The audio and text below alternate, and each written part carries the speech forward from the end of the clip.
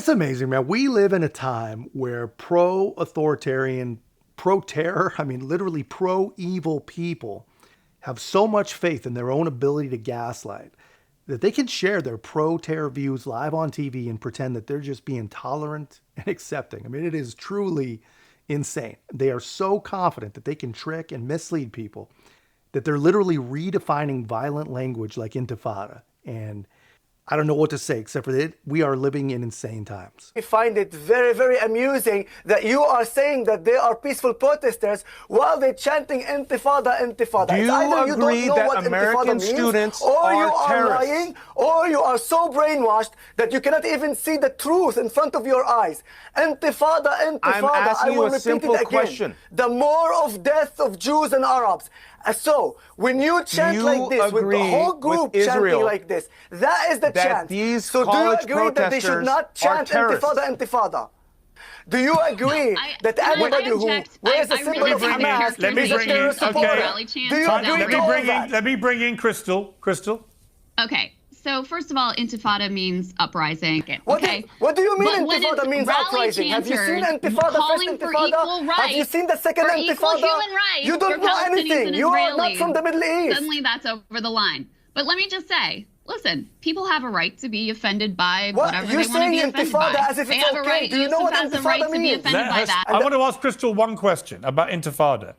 Can you tell me about an Intifada that wasn't a violent uprising during the 75 years of this conflict? Listen, you can support the non-violent parts of an uprising and condemn the violent parts. No, but that wasn't my question. My question was, can you tell me of any Intifada in the 75 years of this conflict that hasn't involved a violent uprising? So that when somebody who is Jewish hears the word Intifada, they don't automatically think violent uprising, because they've all been violent. I think that's fair. Piers, I think that's a fair point. Now, the first Intifada, I would point out, was overwhelmingly peaceful. All right, so obviously this lady is crazy, right? This is what gaslighters think they can do. They think they can just say things and people are just going to consider them true. No one's going to check it out.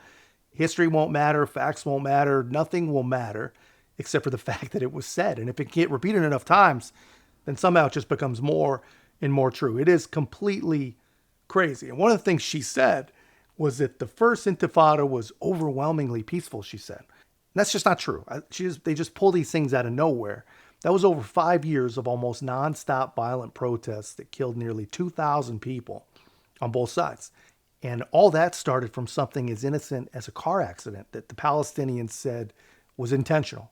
And the driver was Israeli, Jewish, and they were off to the races, right? My gut is that this lady really doesn't know what the word Intifada actually means.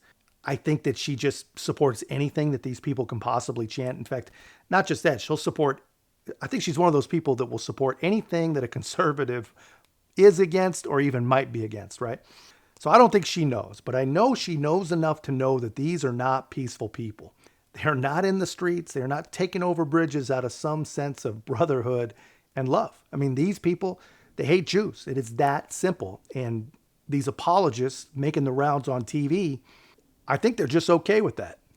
And just this weekend, we're talking about hundreds of my peers shouting, there is only one solution, Intifada revolution. Intifada is a call to genocide against Jewish people. This does not represent a minority. No, but that wasn't my question. My question was, can you tell me of any Intifada in the 75 years of this conflict that hasn't involved a violent uprising? So that when somebody who is Jewish hears the word Intifada, they don't automatically think violent uprising, because they've all been violent. I think that's fair. Piers, I think that's a fair point. Now, the first Intifada, I would point out, was overwhelmingly peaceful, but that doesn't erase the fact that there were violent acts.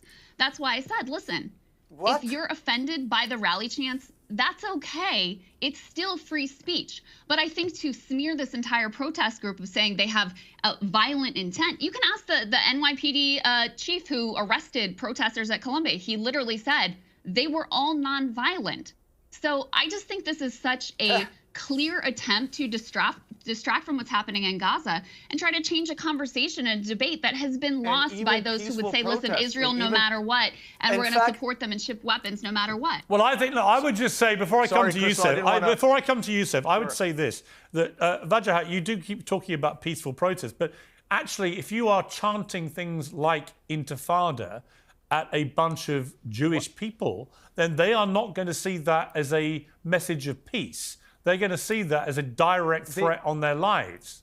So they're not. That's not a peaceful protest. Just look at what we have here, man. We have obviously a very progressive, virtue-signaling woman. She's basically saying that a crowd that is chanting about the need for a Jewish genocide is a peaceful, well-meaning group, basically because they haven't genocided anyone yet. This is what makes them peaceful. This is what she believes. This is what she expects you to believe. And it's obviously, that's insane. But on top of that, it's just, I think, a pretty dangerous philosophy. And look, I totally understand free speech. I support free speech. I especially support their right to out themselves as racist psychopaths. I think it's good that they show us where they are, basically. But we cannot possibly allow these people to minimize and normalize what it is these people have as their goals. I mean, because that's just, we cannot do it. Because when you consider what their ultimate goal is, it has nothing to do with Israel. We are the ultimate goal. The destruction of the entire West is the goal. The Intifada, it's supposed to be against us. And just so we're clear, Intifada is violence, just so we're all on the same page. But I mean, it's remarkable, man. Think about it like this. When you think about this, these are the same crazies that will tell you that misgendering someone is an actual act of violence. And now here they are telling you that anti-Semitic chants are peace. I mean, come on.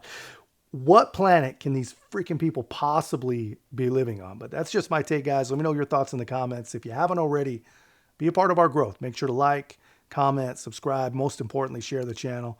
I'll see you in the next one.